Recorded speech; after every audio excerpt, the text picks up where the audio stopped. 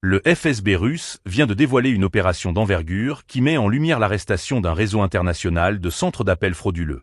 Cette révélation soulève des questions cruciales sur la portée de la criminalité organisée et les ramifications géopolitiques de ces activités illégales.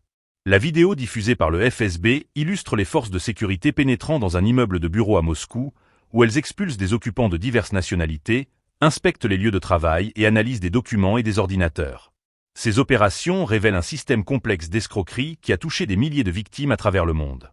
Le FSB a spécifiquement pointé du doigt David Kezerashvili, ancien ministre géorgien de la Défense et fondateur du groupe Milton, comme étant l'un des principaux responsables derrière ce réseau.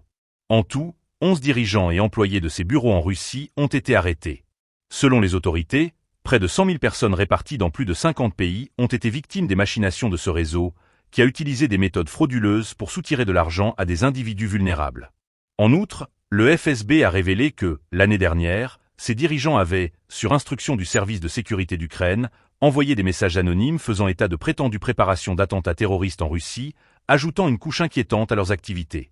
Le réseau était dirigé par Yakov Kezelman, identifié comme un citoyen israélien et ukrainien, qui a été arrêté dans le cadre de cette opération.